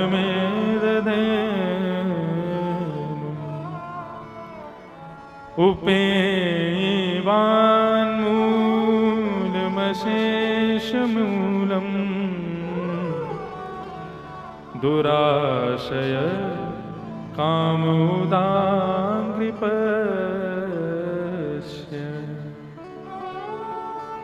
तथा सचाहम परिवोडु काम समानशीला गृहमेद धेनुम। बहुत अच्छी कथा है, बड़े भाव से सुनो। कर्दम ऋषि भगवान से कहने लगे, बोले प्रभु गैया की जैसी सीधी सादी कन्या से मेरा ब्याह हो जाए ऐसी कृपा कर दो। गौ जैसी कन्या मुझे प्राप्त हो। बंधुओं देखो, कई माताएं सोमवार का व्रत रखती हैं, माताएं मतलब बहनें, बिना ब्याहिता। क्यों? अनुकूल पति मिल जाए उसके लिए। पति रखते हो तो मुझे पता नहीं, माताएं तो रखती हैं, लेकिन पति भी रखते हैं, कई लड़के भी रखते हैं सोमवार का व्रत। कि हमें भी उर्वशी जैसी, उर्वशी एक अप्सरा है स्वर्ग की, उसके लिए बताया गया है कि उसकी उपासना करने से उर्वशी जैसी सुंदर पत्नी मिलती है। सबकी उपासना बताई गई है, अच्छी पत्नी कैसे मिलेगी, अच्छा पति कैसे मिलेगा, सब बताते हैं। अनुकूल पत्नी, अनुकूल पति का बहुत भाव रखते हैं लोग। अनुकूल पत्नी मिले, अनुकूल पति मिले। देखो भगवान यदि किसी को अनुकूल पत्नी दें या अनुकूल पति दें, मतलब भगवान यदि किसी को अनुकूलता प्रदान करें, जैसा तुम चाहते हो वैसा तुमको मिल जाए, भगवान की कृपा। और जैसा तुम चाहते हो वैसा तुमको ना मिले तो भगवान की बहुत बड़ी कृपा है। क्यों ऐसा क्यों कहा? क्योंकि देखो, जैसा तुम चाहते हो वैसा तुमको मिलेगा तो उसके प्रति स्नेह होगा, उसके प्रति लगाव रहेगा, उसके प्रति पूरे दिन उसके प्रति ममता हृदय में बनी रहेगी। वो सोया कि नहीं, वो उठा कि नहीं, उसने कुछ खाया कि नहीं।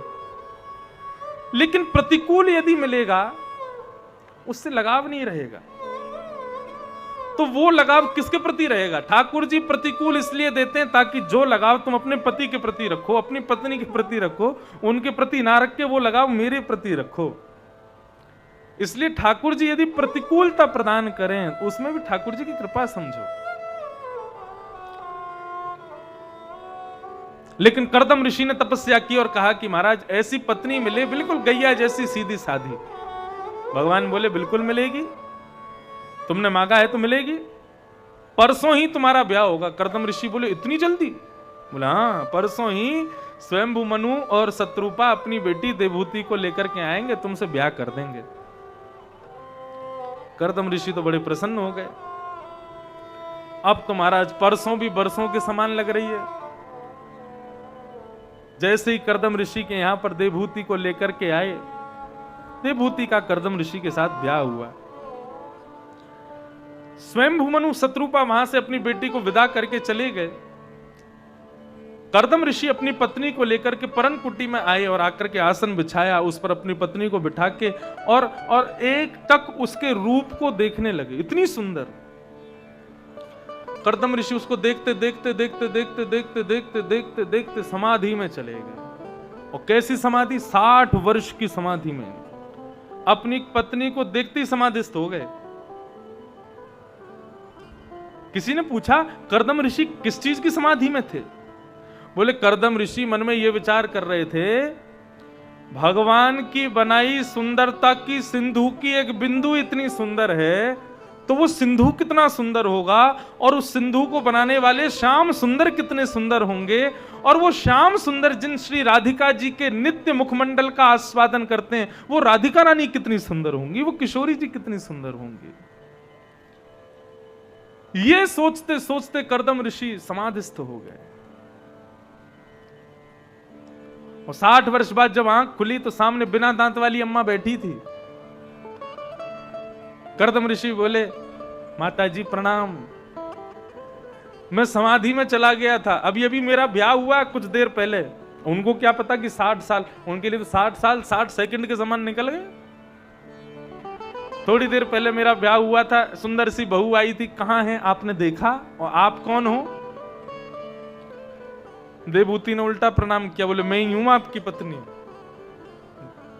कर्दम ऋषि बोले देवी तुम्हारी ऐसी स्थिति हो गई, तुम वृद्धावस्था को प्राप्त हो गए। मैं कितने वर्षों से समाधि में था? बोले आप 60 वर्ष से समाधि में थे। देवी क्षमा कर दो, मैं भूल गया था, मुझे ऐसा नहीं करना था, लेकिन तुमने अपना संपूर्ण यौवन संपूर्ण युवावस्था मेरे लिए न्योछावर कर दी। कुछ मांगो देवी, मैं तुम्हें देना चाहता हूं। देवहूति बोली बुढ़ापे में क्या मांगू अब आपसे? कर्दम ऋषि बोले रुको मैं कुछ देता हूं। इतने में ही मंत्र शक्ति से उन्होंने एक विमान बना दिया, उसका नाम कामग विमान। विश्व का सबसे पहला विमान है कामग विमान, कर्दम ऋषि ने बनाया। कर्दम ऋषि ने वो विमान बनाया। देवहूति से बोले चलो देवी तुमको घुमा के लाते हैं। देवी बोली अब ये वृद्धावस्था में कहां घूमने जाऊं मैं, आप तो तपस्वी हो, आपका तो यथावत जैसा पहला शरीर था वैसे ही अब है, अब कहां जाऊं? कर्दम ऋषि बोले चिंता मत करो, जब मैंने भगवान की तपस्या की थी ना, तो और जब मैंने तुमको मांगा कि मुझे ऐसी पत्नी दो जो गऊ जैसी सीधी साधी हो, भगवान बड़े भावुक हो गए। भगवान के नेत्रों से निकलने वाले अश्रु बिंदु ये बिंदु बन गए। इस बिंदु सरोवर में तुम स्नान कर लो। बिंदु सरोवर में जैसे ही स्नान किया, स्नान करके बाहर आई, नवीनेव स्वरूपिणी, बिल्कुल नया स्वरूप मिल गया। उसके बाद कामग विमान में भ्रमण के लिए वर्षों तक भ्रमण किया। वर्षों बाद लौट करके आए तो 9 कन्याओं ने जन्म लिया कर्दम ऋषि के यहां।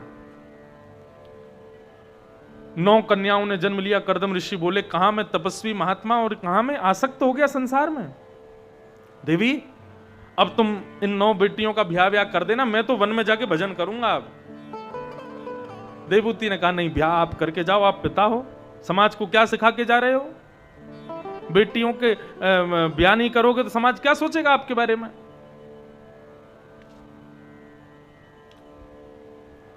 नौ बेटियों का ब्याह किया। जैसी वन में जाने लगे, देवहूति बोली अब अकेली मैं कैसे रहूंगी, एक पुत्र होता तो उसके सारे रह लेती। कर्दम ऋषि बोले अरे देवी, मुझे याद आया जब मैंने भगवान से वरदान मांगा था ना, तो भगवान ने मुझे एक नहीं 2 वरदान दिए थे। पहला तो ये कि तुम मुझे मिलोगी, और दूसरा वरदान भगवान ने दिया था कि हे कर्दम ऋषि तुम चिंता मत करना, तुम्हारे यहां पुत्र बन के मैं ही आऊंगा।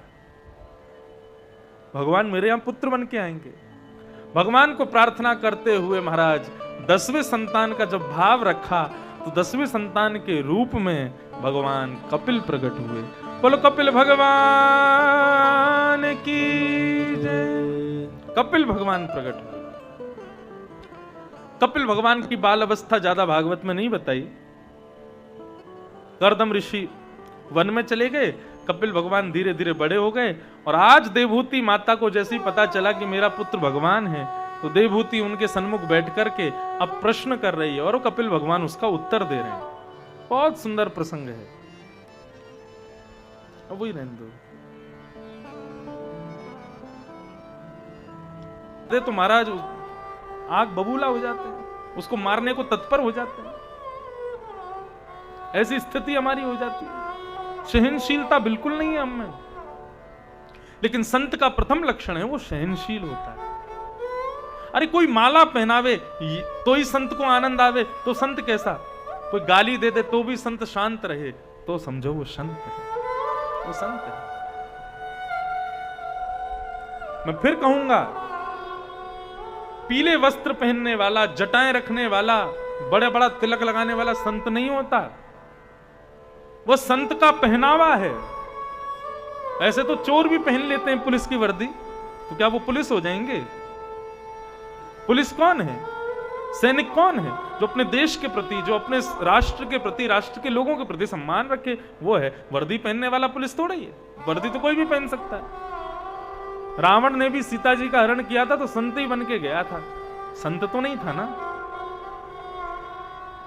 संत इसे कहते हैं जिसके अंदर सहनशीलता, दूसरा जिसके अंदर करुणा है, सब पर करुणा करे। एक नाथ जी महाराज गंगोत्री का जल लेकर के वहां से पैदल जा रहे थे रामेश्वरम, और मन में विचार करते जा रहे थे अपने हाथ से भरा हुआ गंगोत्री का जल जाकर के रामेश्वर भगवान को चढ़ाऊंगा। जैसे ही रामेश्वरम मंदिर दिखने लगा, तभी उनको दिखा कि समुद्र के किनारे एक गधा जीभ बाहर निकाले प्यास के कारण व्याकुल हो रहा है। समुद्र का नमकीन जल पी नहीं सकता, और पानी नहीं मिला तो मर जाएगा। एक नाथ जी ने चारों तरफ देखा, कोई है भी नहीं, मैं अकेला हूं। यहां शंकर जी का मंदिर सामने दिख रहा है और यहां गधा मरने वाला, इसको जल नहीं मिला तो मर जाएगा। और यदि शंकर जी के मंदिर में जल नहीं चढ़ाया तो इतने वर्षों से जो मैं पैदल चलता आ रहा हूं, मेरी तपस्या रह जाएगी। तुरंत उन्होंने मन में विचार किया और ढक्कन खोल करके जो पात्र था, उस पात्र के जल को गधे के मुख में डालने लगे, और शंकर भगवान के मंदिर की ओर देखते हुए बोले, हे भोलेनाथ, मेरे इस जल को यहीं स्वीकार कर लेना। संपूर्ण गंगोत्री का जल जो सालों चल करके रामेश्वरम लेके जा रहे थे, वो रामेश्वरम पहुंचने से पूर्व ही एक गधे को पिला दिया। जैसे ही गधे ने वो जल पिया, उसमें से भगवान भोलेनाथ प्रकट हो गए, शिव प्रकट हो गए, प्रकट होकर आनंदित हो गए। ठाकुर जी सब में विद्यमान हैं। तुम मंदिर के ठाकुर की तो खूब सेवा कर रहे हो, उनके प्रति खूब निष्ठा रख रहे हो, लेकिन इंसानों के प्रति तुम्हारे भीतर कोई संवेदना नहीं है। ऐसा व्यक्ति ठाकुर जी, ऐसा व्यक्ति संत नहीं हो सकता। जो मानव सेवा, मानव धर्म को ज्यादा प्रायोरिटी देता हो, उसको ज्यादा श्रेष्ठ समझता हो, वो संत है। श्रुहृदः,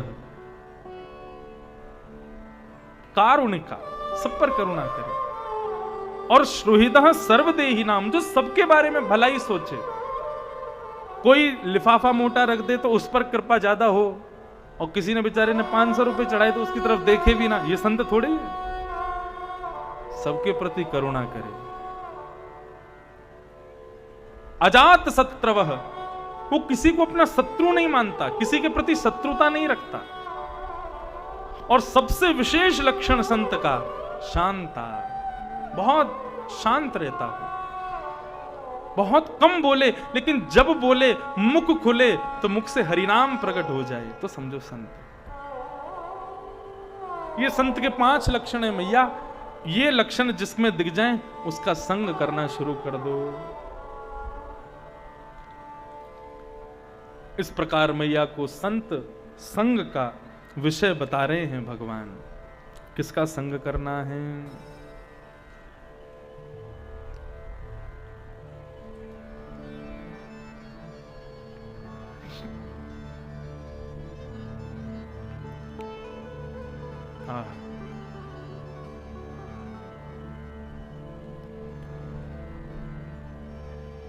मैया ने पूछा, आपके मंदिर दर्शन करने जाएं तो सबसे पहले आपके किस अंग का दर्शन करें? भगवान ने कहा सबसे पहले मेरे चरणों का दर्शन करो। संचिंतयेत् भगवतश्चरणारविंदम वज्रांकुशध्वज सरोरुहलांचनाट्यम उत्तुंग रक्त विलसन नख चक्रवाल ज्योत्स्ना विराहत महद हृदयांधकार। मां, सबसे पहले मेरे चरणों का दर्शन करो, मेरे चरणों का आस्वादन करो। इस प्रकार भगवान सत्संग की विधि बता रहे हैं, अपने चरणों के आस्वादन की विधि बता रहे हैं। विशेष रूप से कपिल भगवान ने जो प्रकाश डाला वो